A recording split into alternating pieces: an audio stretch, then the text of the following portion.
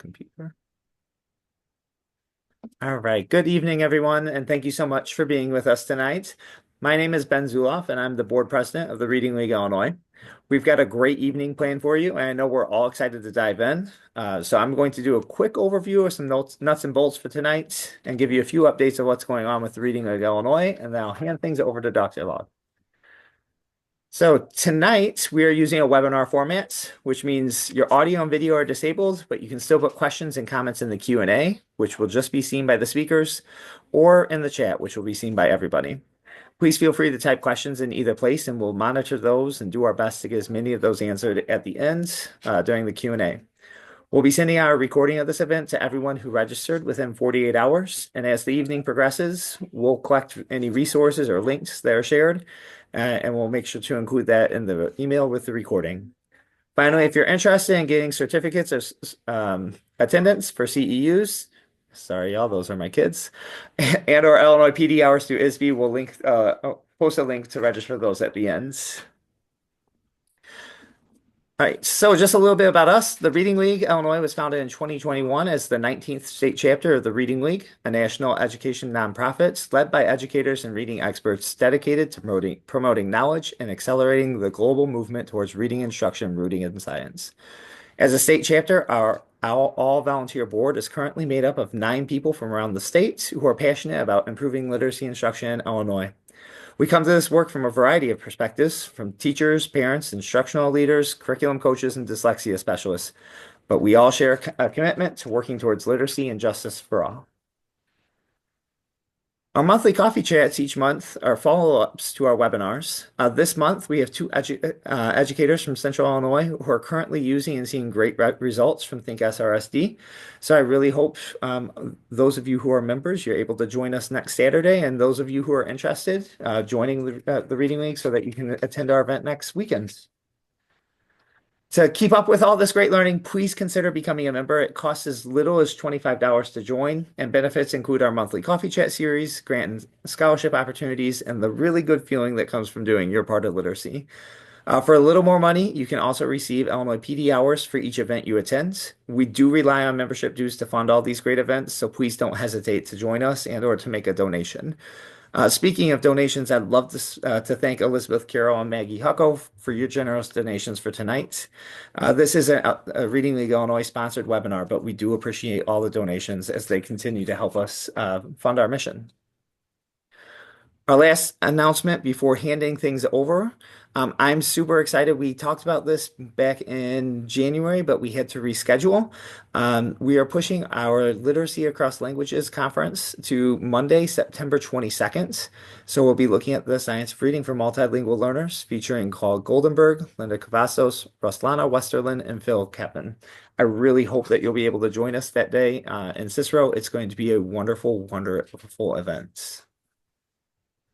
Okay, let's go ahead and get started. I'm very excited to introduce Dr. Leslie Laud.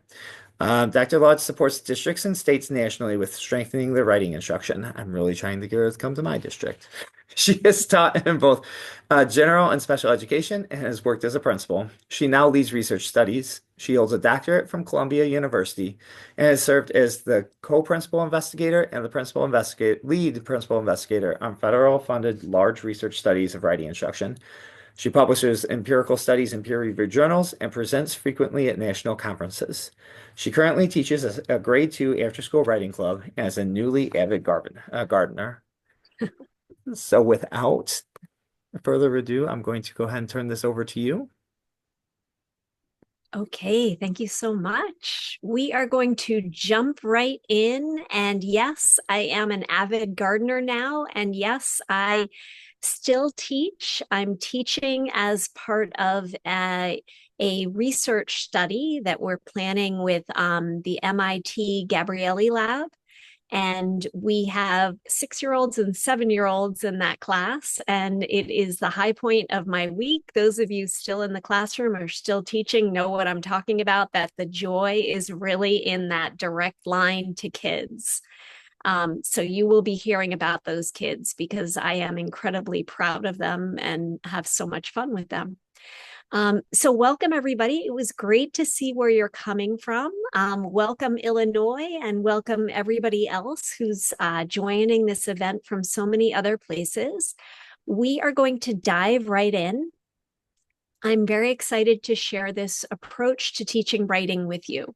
This approach is based on the work of Dr. Karen Harris and colleagues who created the self-regulated strategy development model, which we now call Think SRSD because we have augmented the model with the work of Dr. Charles Haynes at Mass General Hospital. And we have been guided in how we've refined the approach by the work of Dr. Adria Trucken-Miller. These are both fantastic writing researchers in their own right who are really leading the field. And so it's been an honor to learn from them. I am also going to be taking you on a virtual field trip and sharing stories from our most recent large-scale research study. So 3 years ago, thank you to the federal government, we won an $11 million grant, and I was the principal investigator on that grant. And we were supported in scaling what is pretty much considered to be settled science, which is the fundamental ways to teach writing in ways that align with what science shows works.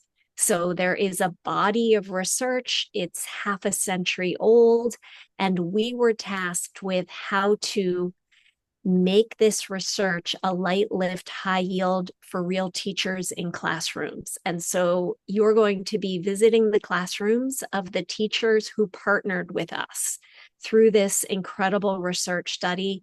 And you'll be seeing how they made the research come alive and work for them in their various classrooms. So I'm going to dive right in now. And I want to start with a wonder. And this is something that I think about every day, that we're teaching our kids writing, but what comes out of their pencil is utter magic. So I wanted to open up with this beautiful quote. Isn't it amazing what can spring from the tip of a pencil? That we're teaching kids the tools and the carpentry as a bunch of well-known writers have shared. But really what we're trying to do is to get the magic to happen, that unique voice, that rich opportunity for learning, for self-expression. We want all of that to be happening with our, as we teach children how to use their pencils to create something new. And then I normally go into the dismal statistics on how many kids are not writing, but I'm going to skip all of that because I want to get to the good part. And that is that, yes, writing is hard, it's challenging, our nation is not where it should be, but we have good news for you. And not only good news, we have very good news. So the good news is that the world of science has figured out how to teach writing. We've figured out a lot. It's just not well known, but we have figured it out. And so the very good news is that we were given this grant several years ago to make this an easier lift for you. And so what we're going to do tonight, my goal is to give you tips that you can walk away with, bring back to your classroom and use tomorrow, literally.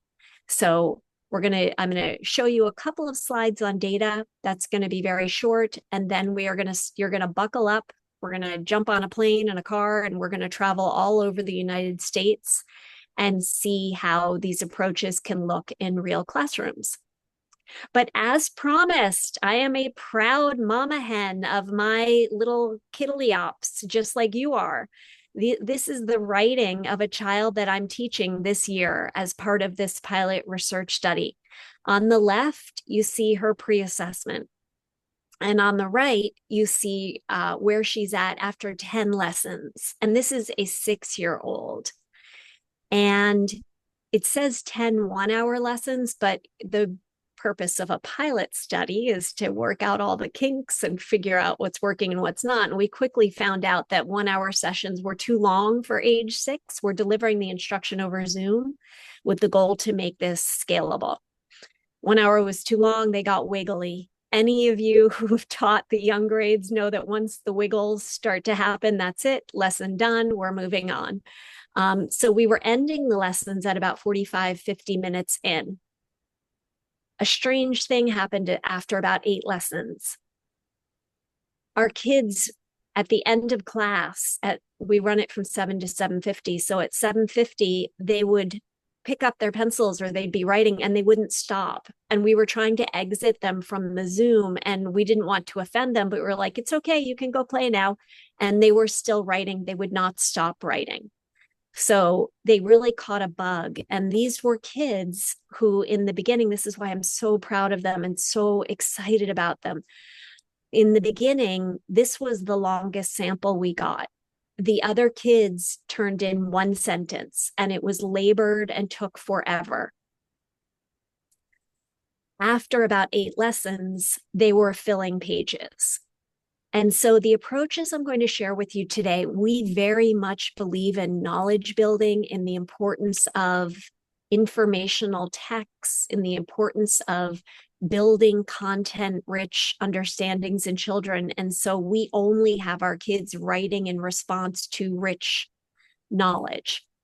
At the end of after about 8 lessons, when the kids were filling pages, we were very excited to see how much better they were at selecting evidence, at making sense of it and adding details, at having a cohesive topic introduction, facts that held together. We were so excited about all of that.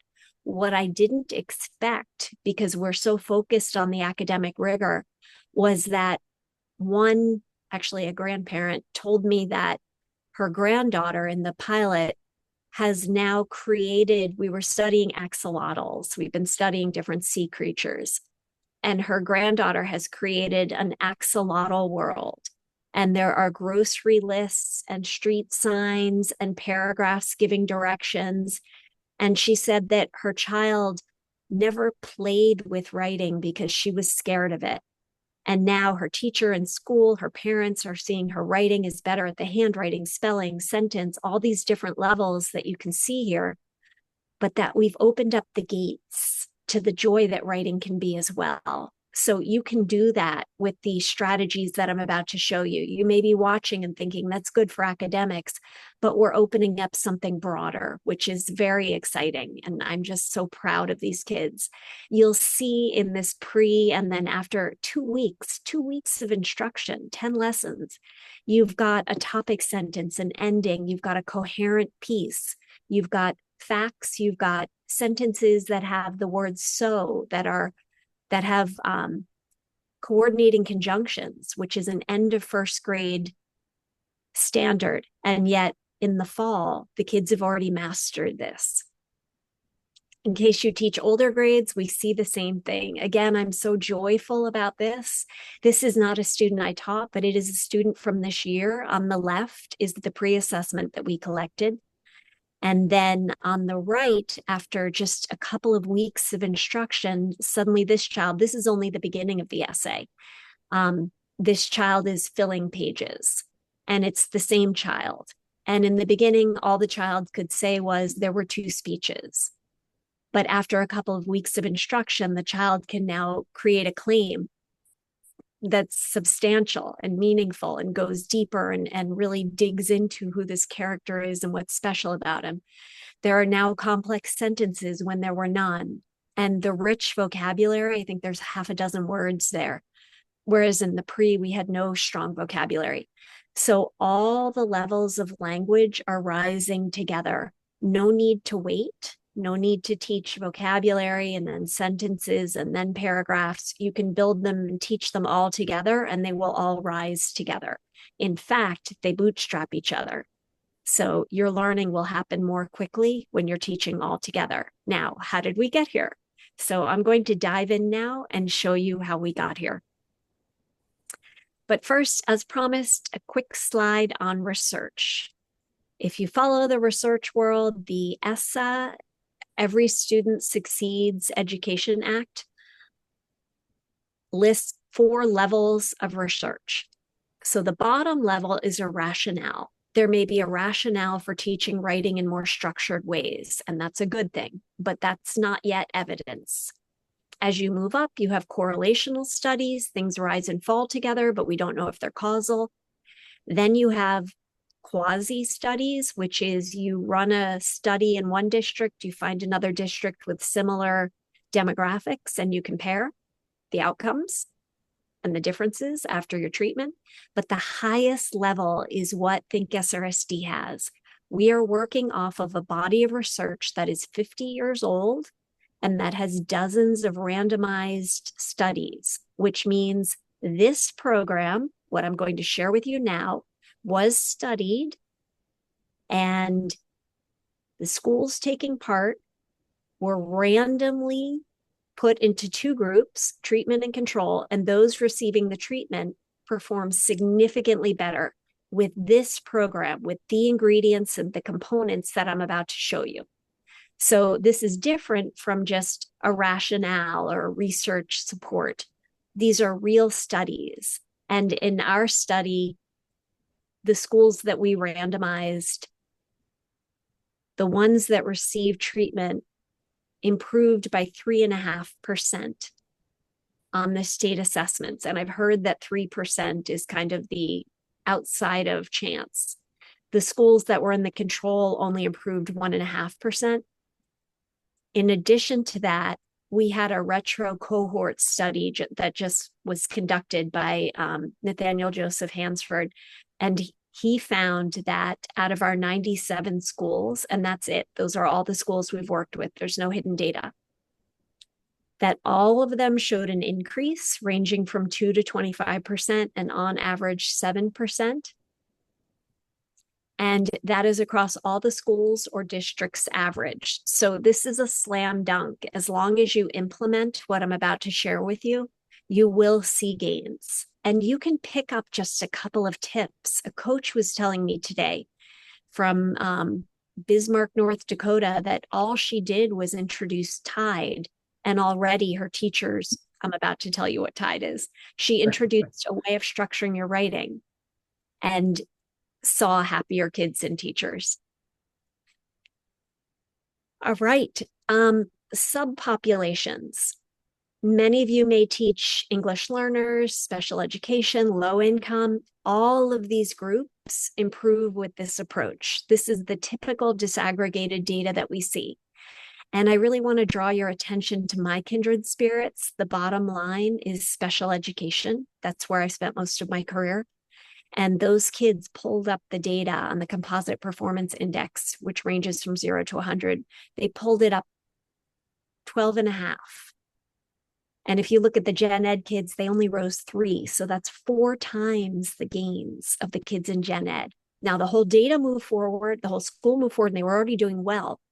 But the kids in special education were pulling all of the data forward. So this is very powerful for all populations, particularly those who struggle. Okay, so what is it? We're going to dive in now, and I'm going to tell you about my favorite parts of this approach. My favorite, absolute favorite part of this is that it creates learners who are self-directed, skilled readers and writers. As Zaretta Hammond says, the goal is to build their learning muscles. We want them to learn knowledge. We want them to understand rich literature and how stories work. We hold all those goals. And in addition, we want our students to be self-directed. We want them to know how to look at an academic task, know what to do, pick up their pencil, and guide themselves through the work. And we can get there. It's a vision that I never knew was possible until I found this approach. And when I saw it happen in my classroom, there was just no turning back. All right, so how do we get there? The first step is to combine reading and writing. For those of you who've read The Writing Revolution, you're already far down the path. You've read about how writing can be used to build content learning and critical thinking in that book, and how writing can be at the center of content learning. So we want to use power to represent really the reading and the writing process. And in power, so power is something that I saw hanging on a wall. 20 years ago, 25, maybe 30 years ago, in a classroom that I was in. I was like, oh, look, that's the writing process. I had no idea it would become something so central to everything I do every day. Power is something that your kids can write at the top of their paper. If you're taking away a couple of tips, you want to hang power in your classroom and have your kids write power when they're taking themselves through the writing process. That's what my colleague Amy Thomas says, get it off the teacher and on the kids, the leadership. So when your kids write power, now they know what to do to carry themselves through the writing process. So power stands for plan, organize, write, and say more. You want to add more when you go to that drafting, and then edit and revise. Then we give our kids a toolkit. And the toolkit helps our kids to do everything in the steps in power. So I'm going to show you what these tools look like, but just know that there's a tool. And then finally, skill building. Skill building is the heartbeat of the science of reading movement, and it is part of empowering our students to build their learning muscles, get them independent, and get them to be knowledge rich, content rich, capable in all areas of literacy. So we're going to build skills, and I'm going to show you how we build all of these skills comprehensively through how we're teaching writing, and we practice them all to proficiency. And then finally, this whole approach rests on developing self-regulation through getting kids to use self-instruction, goal setting, and peer review.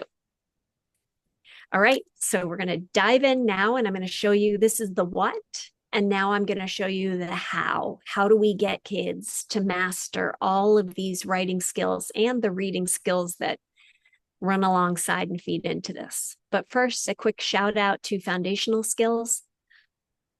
As you're teaching your writing, you want to be running a foundational skills program in parallel. K1-2, that means you're doing your CKLA skills, foundations, whatever you're doing in parallel with teaching writing every day. And I always say do your foundational skills first. After that, then open up your texts and begin working on your reading and connecting that to your writing. All right, that's the what, and here's the how. So the how begins with a pre-assessment. I am going to show you what we do the day after, but day one, you want to collect a pre-assessment. And that is for your kids to set their goals. It's not just for you. I would tell my kids, you don't even need to show me your pre. I just need you to complete this so that you'll be ready to set your goals. You're going to self-score it and use it to set your goals. So you collect a pre. Then the next day, right after the pre, you show them a strong response to the pre so that they know what it is that they're aiming for.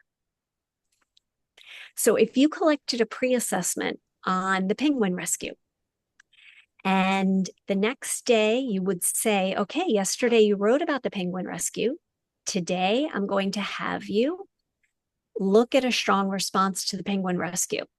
But as you look at this, this was written by a student just like you. But this child used some tools, and you can learn these tools and use them too. Now you've onboarded into your classroom. You teach the tools. Here's power. This child followed the steps in power, and this child used tide to structure the exemplar. Then you take out a peer exemplar that's well written. You color code it for the parts of tide. And you talk to your kids about, what do you see here? What did this writer do? How did this writer use tide? That lesson is one and done. Takes 45 minutes. You could do it tomorrow. You'd actually need 2 days because you'd want to collect a writing sample first. It can be about your curriculum. If you use CKLA and you teach second grade and you're at Paul Bunyan, or you are at Treasure Island, do part of your read aloud. I know it's hard to get through the whole read aloud every day, so we often have them right to the beginning of the read aloud. So read either a section of your read aloud or read the full piece. If you do a section, then you're going to finish the read aloud after the writing or during pack up or whenever you can fit it in. But you're going to do a written response to your read aloud. And then the next day, you're going to tell your kids, look, I want to show you some tools that another child wrote that can make responding to a text easier. So for Paul Bunyan, we did describe the exaggerations. Oh, we actually made it an opinion. Describe the exaggerations that were the most fun, because you can weave in opinion writing with informative and you can make them both equally fun. All right, so that is your first lesson, 30 to 45 minutes, one and done. We're asking for 2 days, 2 days to onboard. And actually, that first day, if you use your own text, it's really still your own curriculum. Just one day, 45 minutes. That was what we learned in our large scale research study. You have to keep it simple, simple, simple. So one day, 40 minutes, boom, all of the tools are now in your classroom. Now we're going to run power cycles now that we've got the tools. My background is special education, so I start every class period with skill warm-ups, Anita Archer, rewards, break and blend, multisyllabic words, fluency drills, whatever you need to do based on your student skill needs. I always, spelling, dictation, I start class with warm-ups. And then we dive in and we take out your materials. So again, if you're teaching CKLA right now in your second grade, you're probably around Civil War. So you would take out your Civil War texts and you would model using power to explain the causes that led up to the Civil War, or explain the changes that followed after the Civil War. But you would model going through each step in power. This is small. The next screen is going to show you power blown up so that you can see it more easily. But you're modeling all of the steps in P, plan, O, organize, W, write, edit and revise. And as you move from the organized to the right, you're going to look at old exemplars. How did they turn their thoughts into sentences and stems? Then edit and revise is really connected to drafting, because you're going to, or your scale is connected. You're going to use your scale to self-score, peer score, and then go back and change your draft. At the end of the week, feedback Friday, so incredibly important that your kids get feedback every Friday. At the end of the week, you're going to show a below standard, a child who wants to get feedback, who isn't quite there yet, and an exemplar. And the kids will color code and highlight those so that they know what they were aiming for. Every week, they should see that. They're going to self-score, set their goals, return, and do it again the next week. All through the week, you'll be doing think alouds and articulating the processes that writers use. And it's this cycle that builds the self-regulation.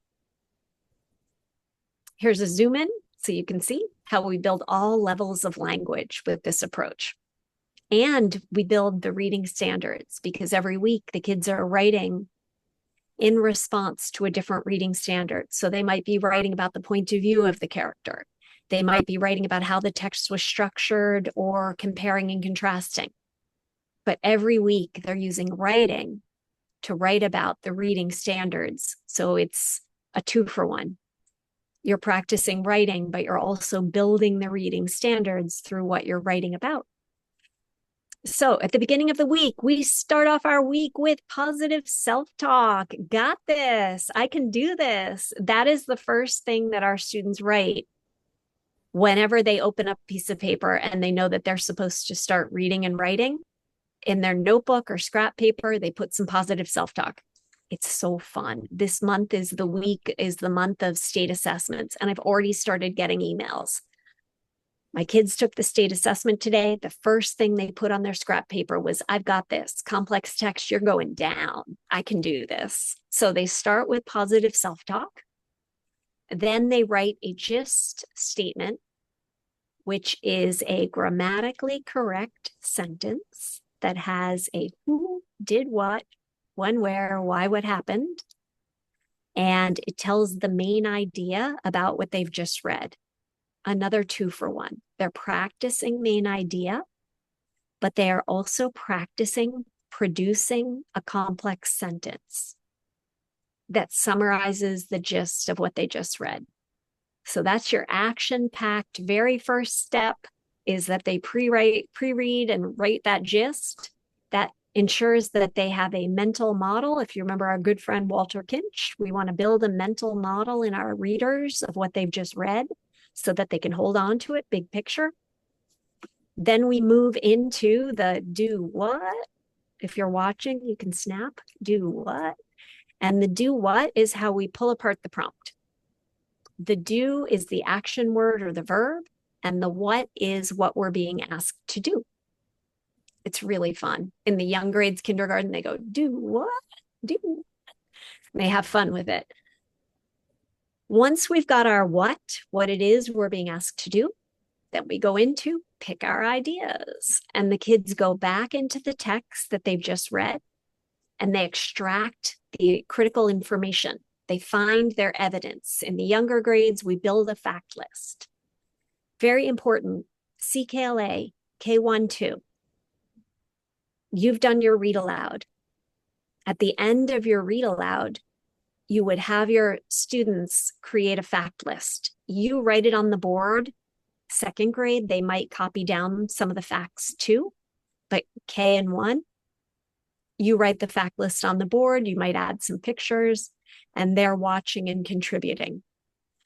That fact list is going to become the fodder that your students will then use when they go to write. It's also a great way to check their comprehension. You've read to them. Did they follow what you were saying? All right, we have now done our P. Check it off, check it off. We bring out, if you're a Swiftie, you can use that song.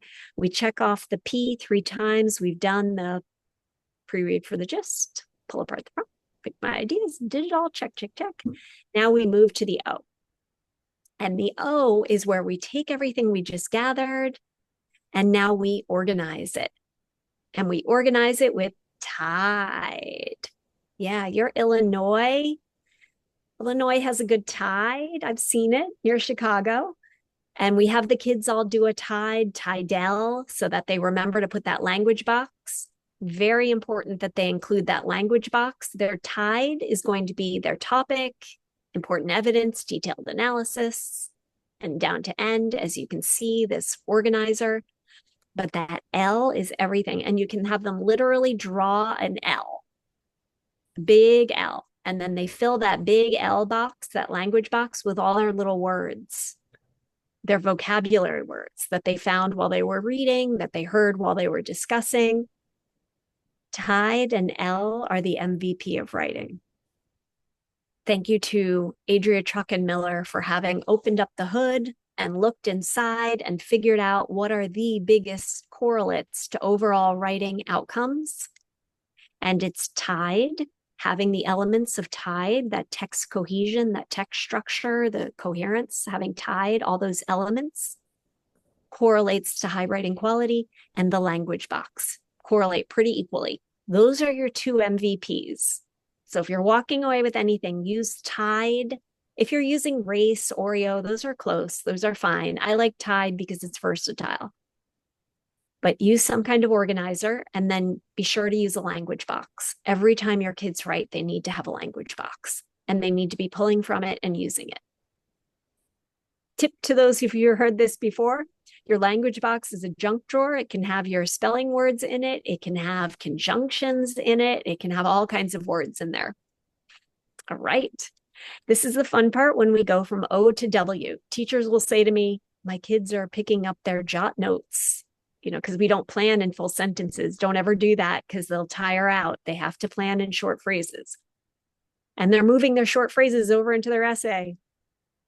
The way around that is to give them stems, to have them look at older exemplars before they go to write, and to have them do turn and talks where they turn their phrases into sentences.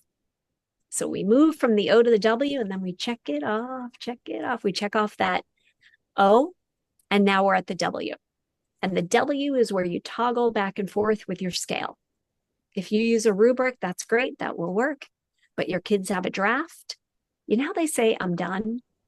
And you're like, what do I do now? He's done, she's not. You say, no, you're not.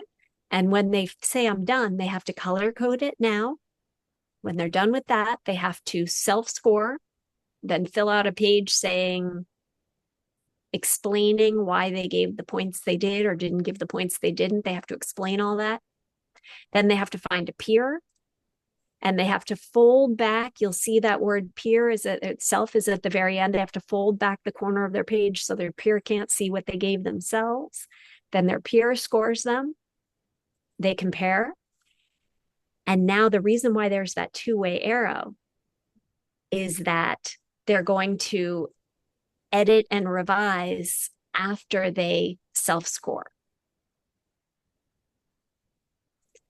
All right, so that becomes the power cycle. And each week you're doing a power cycle with your kids. I was with a bunch of coaches all day today, and they were like, come on, does this really take a week? In the beginning of the year, no, I'm lying. It can take 2 to 3 weeks. If anybody on here has done this, you can feel free to share. It's molasses when you're getting it up and running. But isn't that true with any routine? And that a stitch in time saves 9, that if you get your routines up and going in the beginning of the year, you end up saving so much time later in the year.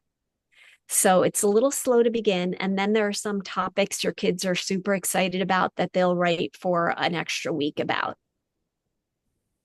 How does that work with curricula? So if you use an HQIM like Wonders, Open Court, Into Reading, you're going to shrink the writing band because you can teach and do so much of your writing during the reading band. And your week is going to look like very reading heavy in the beginning and then very writing heavy by the end of the week and very little of the writing band, almost none. You take that reading band, you blow it up, you use your save time there, read at the beginning, write at the end. If you use CKLA, this works a little differently because CKLA doesn't split them, which is really nice. You have a read aloud, and then after that, you either have language arts or you have application in the younger grades. That is where you're going to do your power cycles. And if you look at the standard you're trying to hit in the application, you can shrink that often if you're doing a power cycle and still hit all the same standards. So talk to your administrators about how you can fold this in, but we've had good success with meeting all the standards and having kids do the writing during the application. The writing often takes more than one day, and in CKLA, you're doing a new reading every day. So you can move on to a new reading, but still be writing about yesterday's piece. So you can spend 2 or 3 days writing about one read aloud and then minimizing the application, catching up on those standards later. It's kind of like Lego blocks. What teachers have told me is they disconnect the reading from the writing on the subsequent days if they didn't finish it in one day. And it often does take more than one day. But it's worth sticking with it, and here's why. Once you get to 10 power cycles, this is when the magic of self-regulation kicks in. I could not believe it the first time I saw it. I had never seen anything like it in my career, and I was 15 years in. I'm 35 years in now. And I found this 20 years ago, and I just never looked back because I saw magic pixie dust. I came up with that word for it last year when I got yet another, like somebody texted me and said, pick up your phone, I have to talk to you. And I did. And she said, it's state assessment. Every kid, even the kids on IEPs, they're all making these planners. They won't stop writing. We have to call parents to pick them up because they're going to miss the bus and they won't stop writing. And that's the self-regulation kicking in. And it's priceless and beautiful when it does, because your kids are in charge, they're empowered, they feel good. And we see that self-regulation kick in after about 10 power cycles. By about November, December, the kids are there. And then your power cycle becomes, you might teach show, don't tell. You might teach some new strategy at the beginning of the week, but then you're just going through your power cycles. And at the end of every week, kids have goals. They've either met them or they continue them.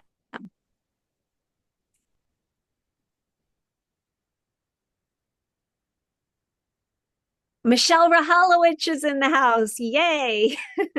If you have questions in chat, feel free to put them in. You can even direct them to her. All right, moving on. This works the same way through high school, through kindergarten. We've had a lot of success with kindergarten this year. They have a ton of fun with this, and it really builds the oral language. Okay, I have said a lot. I am curious what you noticed and what you wonder. So feel free to head into chat and share any questions or just observations.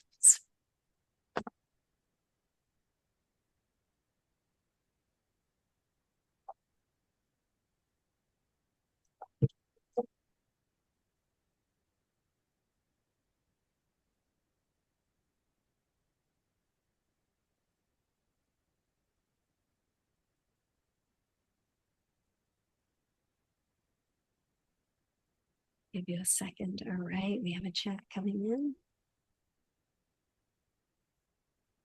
Yeah, great question about kindergarten. This is oral in kindergarten.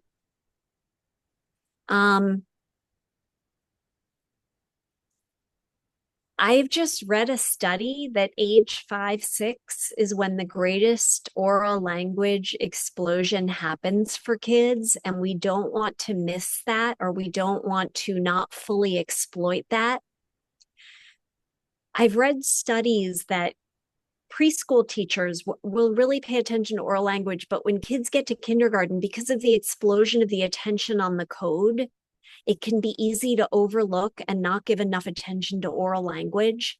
We're doing this all orally. The kids are dictating, we're taking it down. It's all, especially the vocabulary. If you're a kindergarten teacher, vocabulary, that is everything you want. You know, evidence selection is good, cherry on top, but it's all about the vocabulary in kindergarten.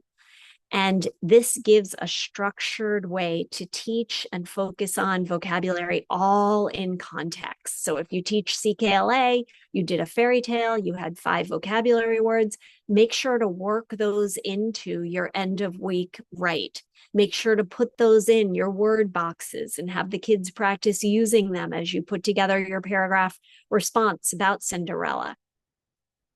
But this is all about oral language, and you don't want to miss that window. So focus on the code, but remember that that oral language, particularly vocabulary, is so incredibly important. Yeah, thank you, Erin. Reading is breathing in, writing is breathing out. Reading is access, writing is power. Whatever curricula you use, whether it's HMH, CKLA, any of them, there is a lot of reading. I was just looking at Wit and Wisdom today, and a first grade Cinderella that's about 18 pages long. There's a lot of reading. Be wary that you make time for the writing, because think about consume versus create. When you're reading, you're consuming, and we need some of that. But when you're writing, you're creating. Much more powerful. The only way I can think of to get around this is it's important that kids write to an excerpt. Because if you try to manage that whole long text, like Paul Bunyan, grade 2 is like 8 pages long, right, Michelle? It's long. And there are exaggerations in it. There's like 20 or 30. And if you want kids to write about their favorite exaggeration, you can read 5 and have them pick from that. They don't need all 20. So we work with an excerpt. We have them writing to an excerpt, and then I finish the rest of it during pack up time as we're walking to PE. I fit in other times to finish that read aloud, but during my reading block, I'm having my kids write to an excerpt because the texts are too long. Think about, do you want the bulk of your class time to be on reading or on writing? Beginning of the week, a little bit more reading, but not so much that we crowd out the writing.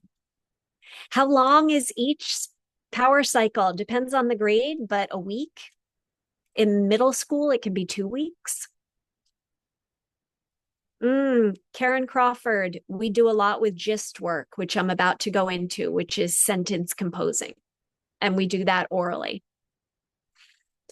Typical ELA block could be 60 minutes, but in the younger grades, you really want 90 to 120. And how much is dedicated? So it changes over the week. Beginning of the week, there's very little Think SRSC. You're doing your reading and you're following your curriculum. It's by about Wednesday that you're now going to eat into your curriculum and make sure you build that tide planner and make that language box. But we're not really taking time away. We're bolstering what you're trying to do. We're beginning of the week CKLA, you show your flashcard or your slides with your vocabulary. It's true no matter what curricula, wonders, anything. You teach those at the beginning of the week. But by midweek, you're now reinforcing them because you're putting them into your language box. So we're not taking time away. We're fitting in with what you do and we're bolstering and reinforcing. I want y'all to have a 120 literacy block. It's okay, 30 minutes intervention, but you got to have that 90-minute block. And I would say Monday, Tuesday, 90 minutes on reading. It's Wednesday when you begin to bring in the making an outline. But really, the outline is a summary of what you've read. So there's never time taken away. We're just bolstering. When you use it over multiple years, it gets much faster. The teachers get a little spoiled and they can tell when a child is new to the school. But yeah, I would say so. I've looped with kids who've used this and they come in September and I say, okay, Pow and Tide. They look at me like I've 10 heads. And I say, I taught this to you last year. You used it independently. I know you know it. Don't look at me like you don't know this. I know you know it because I taught it to you. They don't remember it. Takes 2 to 3 weeks to get them all fresh and remembering. And then it does come back faster. Grade 4 CKLA. So you've got your read aloud untouched. You're actually going to get through it a little bit more quickly when you get your routines going, but your read aloud is untouched. Treasure Island, you're going to read those. You're going to read it excerpts and you're going to write to excerpts. And then the rest of the read aloud, you're going to, I don't know, pack up time. They have their own readers, right? They could do some for homework. We just did describe the character traits of the main guy who doesn't have his leg. We just did a piece on that. We did not need to read the whole excerpt. We read the opening and we had enough. CKLA is rich. It's really rich. And you can find great stuff to write about. Thank you, CKLA. Somebody is asking, what is CKLA? It is Core Knowledge Language Arts Amplify. If somebody wants to put that in, that would be great. Power cycle for 4th grade could take longer. But with CKLA, you're eating into your language arts, but I'm okay to keep it going for 2 weeks. Courtney, you just go to the Think SRSD YouTube channel. I know what you're saying. They could be sarcastic. They're not sarcastic when they see Simone Biles, gold medal Olympian, who's the coolest dude on earth. I mean, she's so cool. And I've got snippets of her on camera at the Olympics saying, I've got this, I've got this, I've got this. The minute they see her do it, it's not uncool anymore. But I hear you. I have seen kids do that, and I turned to the sports world. Okay, so we took a couple of questions. Now is when you are going to, I just see my favorite opinion.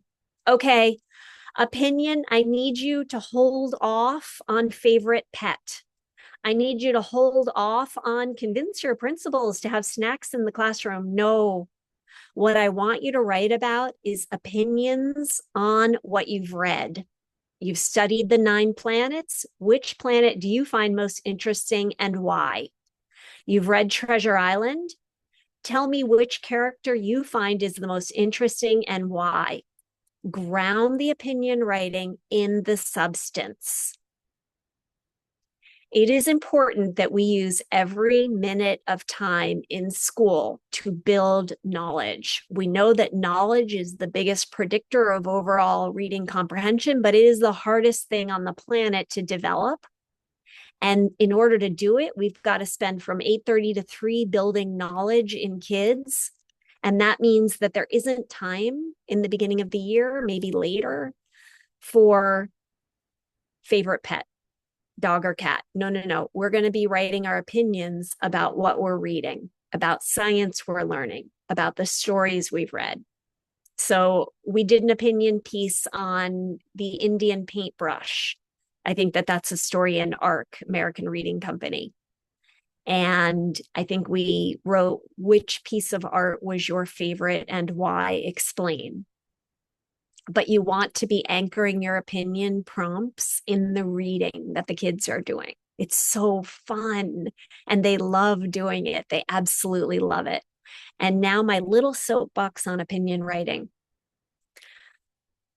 I am going to confess, long, long back, almost feels like a prior life, I studied at Columbia University and I was trained by Lucy Calkins.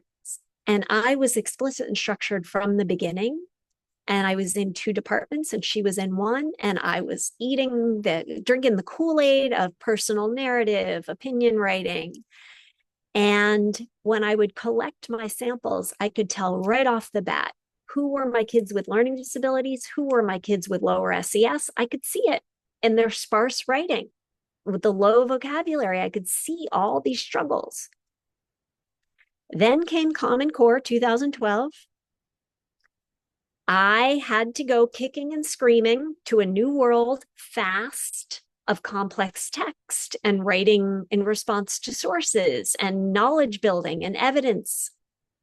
And I had to leave that all behind. And it felt like my whole identity was like upside down and inside out.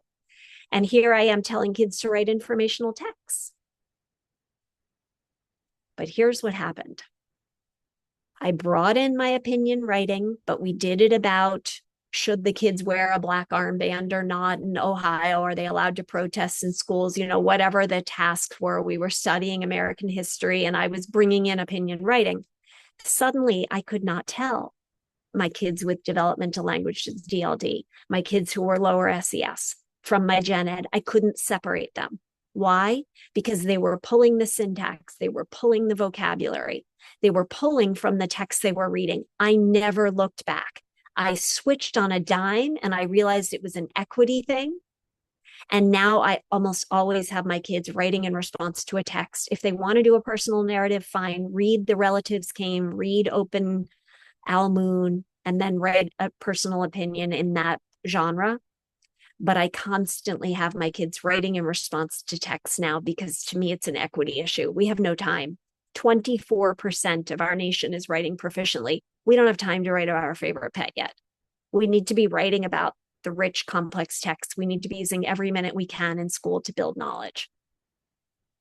All right, I was going to move on, but that was just my favorite question about opinion writing. And I was surprised in this new world to find that my kids loved writing opinion pieces about which planet is their favorite. Mitchell, Dr. Mitchell Brookins is here. Yay. I'm incredibly flattered that you're here. Great to have you. All right. So now here are the 4 things that I want you to do back in your classroom. Are you ready? Here we go. Pick up your pencil. 4 things. You have 4 to-dos. Number 1, collect a pre. I have talked a little bit about that, but it's really important to collect an unsupported independent write. As hard as that is, it's really hard for me because my background is special education. It's really hard. But you got to let them write independently so that they can see what they're able to do on their own and you can see what they're able to do on their own. I hated doing it. My kids didn't want to write independently. They love writing in little groups, but you do have to collect those cold writes from time to time, not every week, but every couple of weeks so that you can see what they can do and they can see if they've met their goals.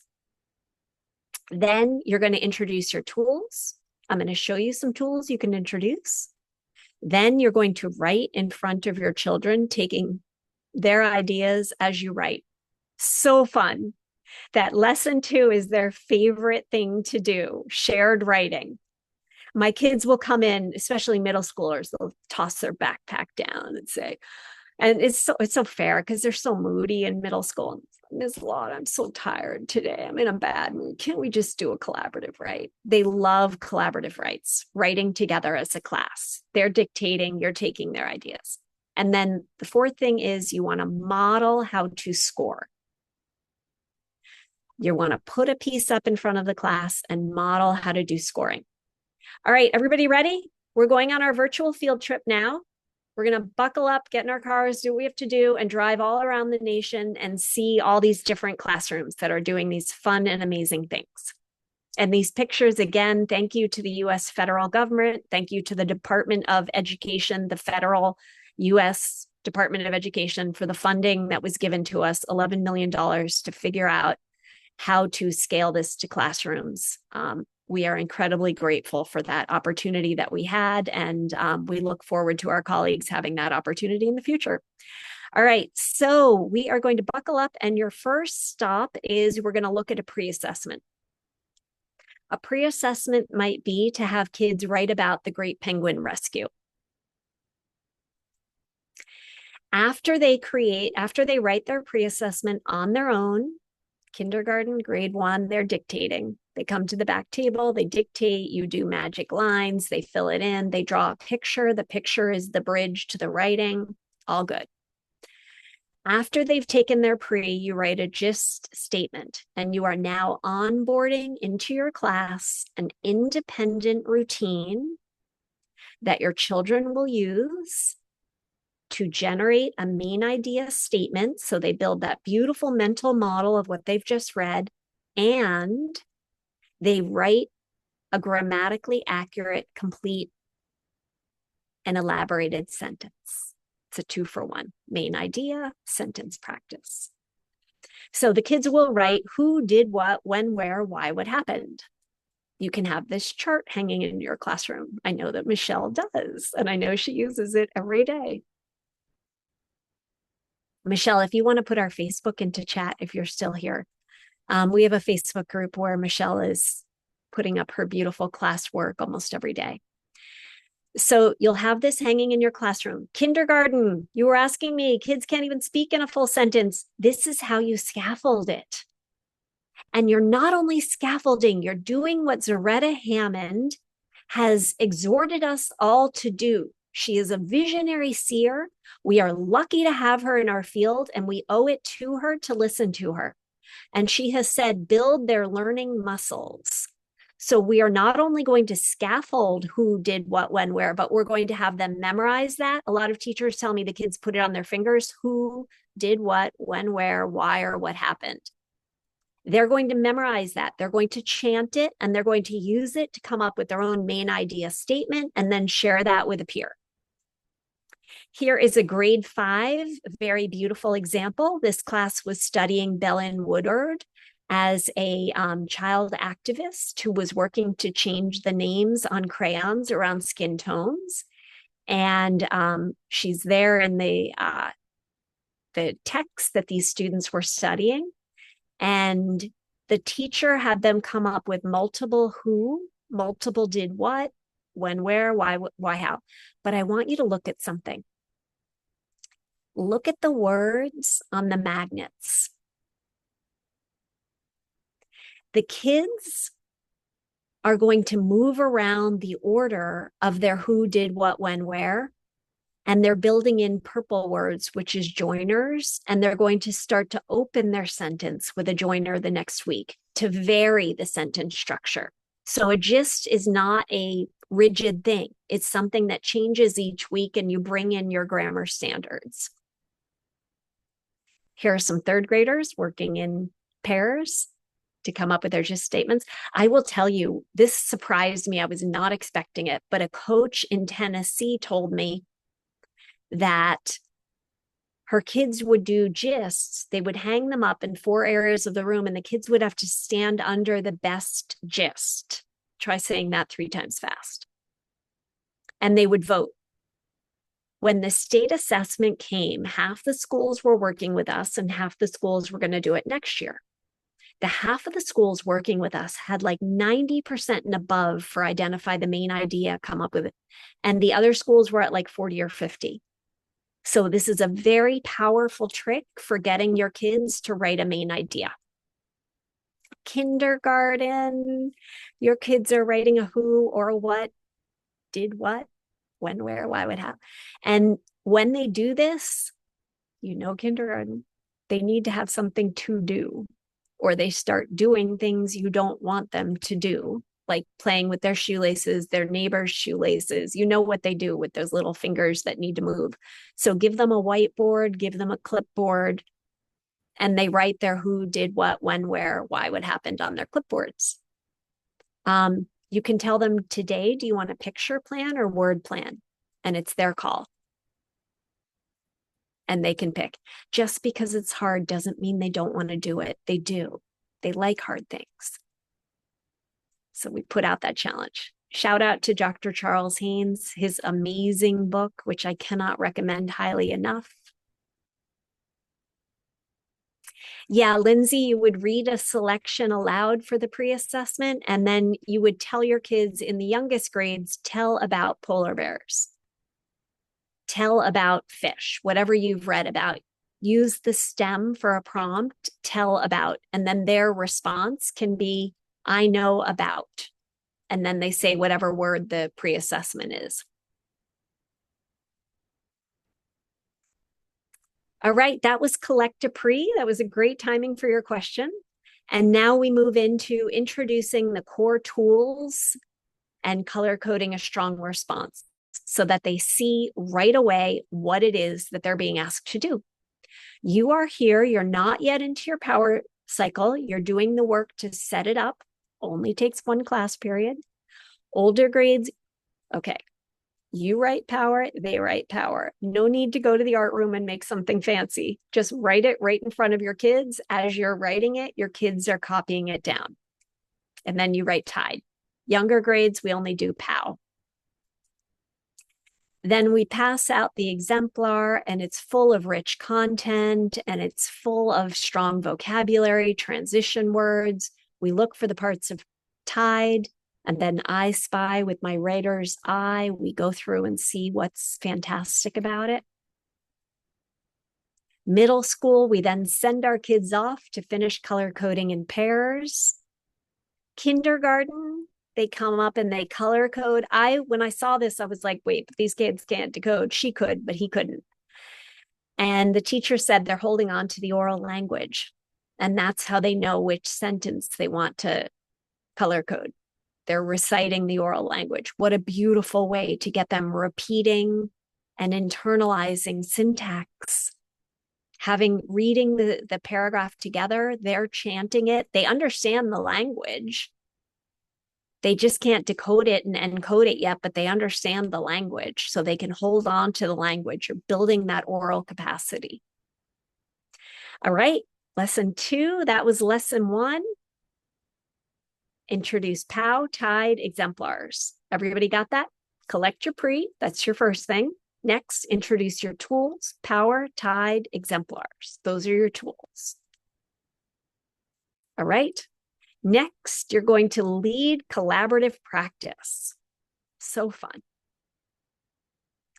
In collaborative practice, you are here and you are going to model using power. So I will let you hear from Allison, but I'm not able to share sound. Let me see if, no, none of this is. I don't think I'm able to share sound. So I'm going to carry on, but what you would have seen in this video, and you can go to Think SRSD YouTube and you can see this video. Too good. Okay. Do we have that? We have enchanted? Yeah. Nice to meet you. This one? I don't know if you were able to hear that. If you want to put into chat, yes, you were able to hear, but I love this lesson so much. It's from CKLA. And as you can see in this picture, the child has created a tide chart, or the kids created a tide chart together. You can see over on the left, they did their gist. Then they created a tide chart. And then she created a language box, and then they were writing together from the language box. Yeah, writing GIS is such a great comprehension strategies. I'm so glad you do it with CKLA. And no more strategy of the week. Correct. We don't want 40 strategies, a new one every week. That is a wrong, bad way to do strategies. That is not what science wants. There are about 3 or 4, and that's it. Introduce them in the beginning of the year, teach them, practice them, and then they're backgrounded, and the kids are just using them all year to learn content.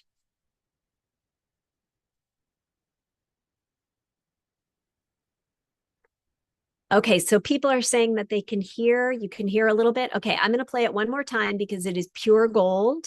Again, it's a CKLA lesson on the fisherman. She's done her gist statement, she's made her tide chart, and now she's checking to see if they used all the words from their language box. You can also follow along with the CC down at the bottom.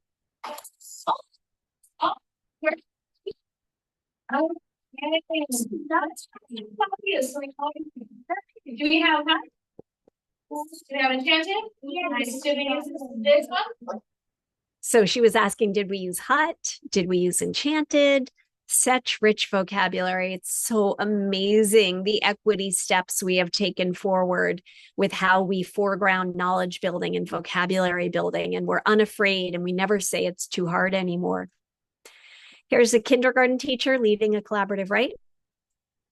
And this is a very important point, and there are huge equity implications from this too. Skill building is not sequential. It is a pie of dosage. The dosage amounts change, but do not hold back instruction and wait for lower level skills to develop before you go to the higher order critical thinking. Teach them both. I have so much research, Berninger, Truckenmiller, Harrison Graham, that all show that skills do not develop one at a time in isolation. So let's wait. Do not wait. Shelley Gray, a 40-year researcher of pre-K, almost yelled at me, do not put a ceiling, do not wait. What I mean by this is you don't spend September teaching only letter formation and not doing read alouds and not doing all the other work. You do them all, but you're going to put a lot of dosage into the letter formation. Same with spelling. Do not wait to do a read aloud. Do not wait to be speaking in full sentences and expecting that. Teach your spelling lessons and then go into your sentence lessons. They're separate areas of the brain. Develop them both. They don't need to wait for each other. And paragraph discourse writing, please do not hold off on that. That should be happening from the first and second week of school, because that is where the higher order thinking and learning and vocabulary and integration and internalization all happens. I just heard Linnea Airy speak, and she said the vocabulary is best learned by writing paragraphs, reading, working at the discourse level. So do not wait for one skill to develop before we move to the next. The pie below is the important point. In the younger grades, you've got a lot of dosage for phonics and spelling, a lot of dosage for sentences, and a lot for oral. As you move up in the grades, a whole ton more for oral discussion, a ton more for vocabulary. Less on letter formation once they've got that, less on phonics and spelling once they've got that, and less on sentences when their sentences become accurate. But do not teach these in buckets all alone for a month or two. They bootstrap each other. Your children will move faster if you are teaching sentences in the same lesson that you then work on a paragraph. You can do them both together. That's been a misunderstanding out there, and it defies the research. Youngest grades, you're going to take all your skills and you're going to integrate them over into your power cycle. You're going to take your vocabulary, put that in your gist. You're going to practice your handwriting in your gist. In my first, second grade study, when I write in front of my kids, we did animals. Okay. So I said to my kids, all right, animals, clap it out. How many? How many would you guess? Feel free to put it into chat. How many syllables in animals? 3, right? Then I say to my kids, take out your whiteboards. They all take them out. How many sounds do you hear in an? Ah, good. What is that first sound? A, right. Then I give them the minimal language. Down, over, across. And as I'm saying it, they're reverbalizing it. Down, over, across. And down, curve around, down. And I am dictating the letter formation. Now I have done my front loading, I've taught my letter formation, but now I'm reinforcing it as we use it all together in a paragraph. So I make a little post-it with my skills. I've got that in my hand and I'm doing my collaborative write. And as I'm doing it, I'm reinforcing and practicing. I had one father of a child who had so much difficulty with spelling and handwriting. And he said that now in school, her handwriting is dramatically better. Her spelling is dramatically better because she can orchestrate doing everything together now after the practice that we did. Here's a first grade teacher getting in on the fun. Here are kids who are beginning to self-regulate. They're going back to their seats and they are working on their writing independently while others are staying with the teacher. Kindergartners self-regulating. There was one child who could transcribe in each group. And as they were working, I heard that child saying, wait, I can't get all your ideas at once. Slow down. But what do you not see? There's no teacher. With this approach, you have 5 little teaching aids. Looks the same way in middle school. Let them loose, let them do it. Build those learning muscles. Let them have a routine that they can independently apply without you guiding them. You will be guiding them. You will start class guiding them, but then give them a way to fade off and be able to direct themselves. As they become more independent, give them scaffolds to help get them there. Here are songs we use. All right, that was leading collaborative writes. You're taking their ideas, then they're working in groups to share ideas. They love it. Last point is how to score. You are here in our journey. We are going to head back into some schools and see some kids scoring. This slide shows you the developmental continuum. In the youngest grades, kids score with a rocket, then a scale, and then detailed scoring guidelines. So we move up in complexity as our kids get better. We have them write in response to a complex text, a baseline, a base curb cut in. Before we give complex text, we need to build the background knowledge. That's what the basic text is about. Then you give a more complex text that the base text helped you get into. That's the sequencing of 2 texts. And a video also helps the kids access the complex text. Why do we collect this pre? We collect the pre, as I said earlier, so the kids can set their goals. Here are kids self-scoring. Again, self-scoring, but this is my favorite. Back in the day when I was Lucy Calkins, we'd have our kids get together, have a publishing party, read to each other. Yay, I like that. I like that. They didn't know how to give each other feedback. Now with a rocket and a structured system, top of the rocket, color it in if you have a topic sentence. You can see most of them did. But I didn't hear 3 details in yours. Okay, I'll only color in 2. So they're giving each other structured feedback that leads them to be able to set goals.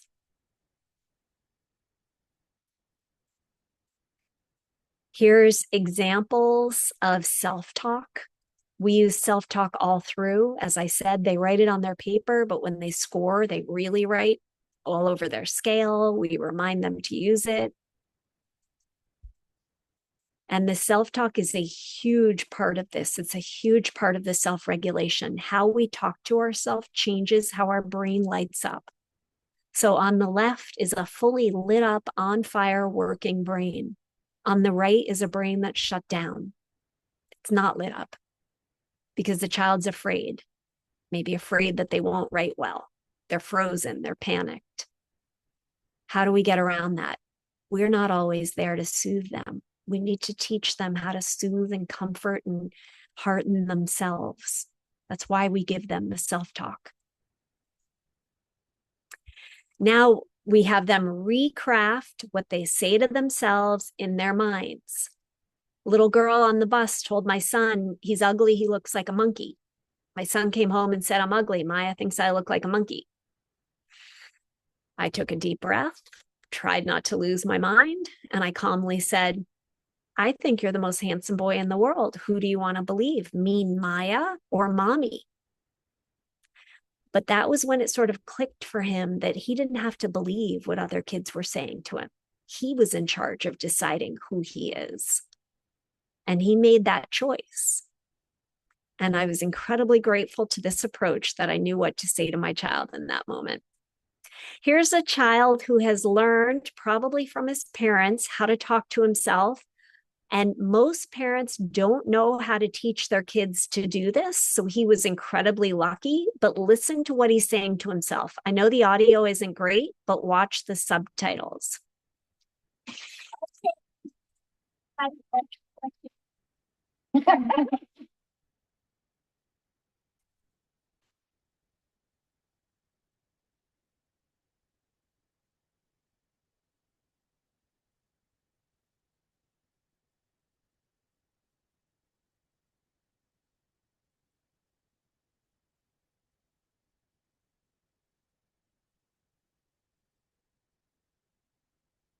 Whoever taught that child to do that should be teaching every parent in the world. Were you able to hear the sound? That is my favorite video. Can you put yes into chat if you were able to hear that sound? Yeah, Michelle, they use the self-talk all day. Oh no, you just couldn't hear it. Okay, you watch the subheadings. All right, so we want to teach kids that I can do this. Self-efficacy, the belief that one can succeed, is the greatest influence on achievement. And we want to keep encouraging and building up that self-regulation with self-regulation menus, have them make a self-regulation plan. So I'm going to skip because you can't hear the sound. But that is how we launch a power cycle. And then we run these power cycles all year long. In the youngest grades, every week. I know there's field trips, there's snow days, so it doesn't happen every single week, but as many weeks as you can so you can get that goal setting going. Upper grades, you're doing short write, then an essay, maybe 3 essays a year, but lots of short writes. The way you do a short write is describe one way in which Malala inspires. She blogs, she's brave. Pick one and do a 1-paragraph write where you find evidence and elaborate on it. Most HQIM are popcorn machines that are not good, where friendly letter, essay, opinion are popping up over and over. Kids need time to marinate and get good at one genre. So do Tide for informational and opinion, mixing between the two. Do not do a whole info unit and then a whole opinion unit. It doesn't make sense. When Common Core came out, we all looked at it and said, oh, great, narrative, opinion, info. We'll spend a third of a year on each. It does not work like that pedagogically. You're going to let your curriculum and your content decide whether the kids do informational or opinion writing. If you're writing about 8 planets, it makes sense. Pick the one that's most interesting. You're going to do an opinion piece there, but you can't do a whole unit on opinion. It just doesn't work pedagogically. There's no research that says that we should be teaching in these isolated buckets of one genre. The genres need to be happening all year. That said, it is good to do 1 unit on narrative writing, but use the narrative mnemonic to understand stories. C space is the narrative mnemonic. Character, setting, problem, action, conclusion, end. You teach that to understand stories, then you do like a 2-month unit on telling stories. That is the one that's a little different from info and opinion. Here's an example from Rhode Island. This school went up in third grade 30% using Wonders. We have a school that used CKLA that went up 26% in the fifth grade, 14 for the entire school. So we see incredible gains with all the different curricula. Remember that self-regulation is what it's all about. Right now, our nation writes at 24% proficient. I believe that all of the tested kids, the kids who qualify to take the test, can pass it if we give them these. I've heard too many miraculous stories, too many special educators who've called me in March and said, Leslie, every single one of my kids passed the test. Betsy Johnston from Acton, Massachusetts, who said, she normally had a fifth of her kids. She called me and said all 16 out of 16 passed the test. I have seen schools go from 50% to 87% proficient as a school in a couple of years. So I believe we can reach 100%. Think SRSD can make it easy. If you want to learn more, be sure to look for Think SRSD. There are other models of SRSD which are great, but it's Think SRSD that's the augmented one. This is our Facebook group. If you want to use the QR code, or maybe Michelle or somebody will put our Facebook group into chat. And in that Facebook group, we have people. So I traffic and scale. That's what I'm supposed to do. That's why the government funds me, so I can get this out as widely as possible for as free as possible. And we've had this miracle in the Facebook group where people just watch what others do and say, hey, I tried that in my classroom too, and it went like this. And I'm like, you're picking up the science. We are converting you from a workshopy Calkins person to a science SOR person just through a Facebook group for free. So I can't say enough about that Facebook group. It really is carrying, and it's so beautiful. The people who came in knowing nothing are now the big sisters and helping the new people who are coming in. So I am so excited about this. I want to run a grant to study this Facebook group and how Facebook may be the key to moving our nation to science of reading and science of writing. So thank you very much to everyone who came. We're here if you have questions. Yeah, Leslie, this was fantastic. I want to make sure that we honor everybody's time, but I also saw a few questions in the chat, and then we have a few in the Q&A. One person, Rebecca, said, "Can you explain more about the language box? What is in this language box?" Love that question. There's a woman, Dr. Ann Whitney, who works very closely with Louisa Moats, and she asked me about that. And I was like, she went right into the heart of the whole thing. The language box is the heart of the whole entire thing. It is where your kids make an organizer, how your kids make an outline. Be so sure to include a big L in the corner or at the bottom. Do not stop at the outline. If you use race, great. If you use Oreo, Tide, great. But you've got to have that L, and then fill it in with all the strong words. CKLA makes it easy. Bring in the CKLA words of the week and any words you didn't understand. In addition to that, are synonyms or the conjunction, however, that's a transition word.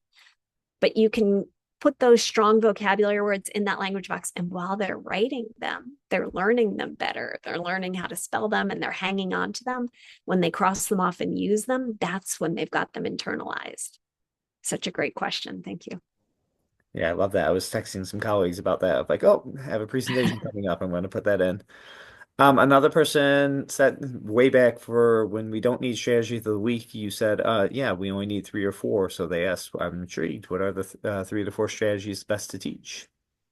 Ping 2024 lists them in the most beautiful way that I've ever seen. If you put Ping 2024 reading meta-analysis, a meta-analysis is where you collect all the smaller research studies, comb through to find which are the most valid. which have the most power, and then you put them together. So it's like a distillation of studies. And he found that it was text structure, main idea statement, maybe fix ups. I think he may have talked about that, but um, and summary are the most powerful. And that's it. That's it. That's your whole list. This whole, 25 strategies. No, no, no, no. Do not introduce a new strategy each week and apply that to a random text. That is not what the research means. Introduce 4 at the beginning of the year and then use them all year. Love that. Thank you. And then we have a few in the Q&A. The first one is, what is the best way a reading interventionist can support this type of work in the classroom? I would introduce Tide and the language box to get started. Okay, great. Have you seen teachers using power cycles in content areas? Oh, yeah. Yeah. There's a person in our group, Olivia, who's like a science aficionado, and she does all science PDs and she's using it for science instruction left and right. Yeah.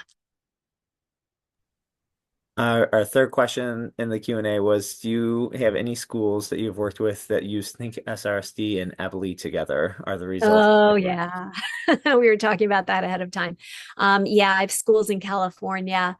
Um, I've seen lots of phonics programs. Ebley looks very special for the efficiency and the speed and the quickness. And Ebley is similar to Think SRSD in that the goal is independence and getting the kids to pick up routines and make them their own and become self-extending in the same way that we do. So they're very similar, but yeah, Ebley's fantastic.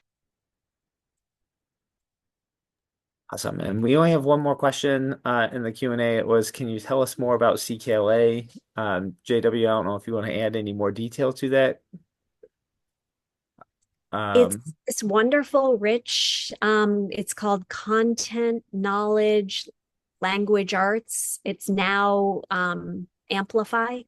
They're similar or very close. And it foregrounds building rich knowledge and understandings. You can probably answer it better, Ben. I'd be happy to, but with 1 minute left, I want to make sure I respect everybody's time. Um, this has been amazing. Your session at the Cicero Summer Symposium last year was amazing, and this has just built on it. Every time I hear about it, I just love hearing more. So thank you very much, Leslie, for sharing so much of your wisdom and expertise with us. If you don't mind, I'm going to take over sharing here.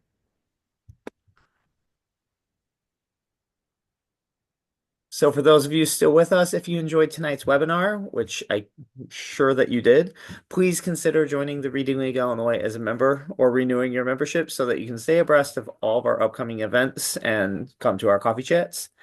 You can go to our website and click Join Us, or you can scan the QR code that's on the screen and it'll take you directly to our memberships form, where you can become a member or just make a donation if you prefer. Finally, for those of you who'd like to earn CEUs or Illinois PD hours for tonight's events, here's the link is right here. The bit.ly form, TRL attends 2425. To verify that you attended the full webinar, the form will ask you to fill in a secret phrase, which is writing. You might want to take a sec to write that down. A PDF of certificate will be emailed to you for CEUs, and then for Illinois PD hours, we will email you the evaluation form for ISB, and you can fill that out and return that to us. Just wrapping up, thank you again, Leslie, for sharing your time and knowledge and expertise with us this evening. And thank you, everybody, for coming and being here tonight and for showing students in your care and for your commitment to helping every child learn to read. Have a wonderful evening, everybody. Thank you for being here with us. Thank you, everyone. Bye bye. Have a great evening. Hi, you too.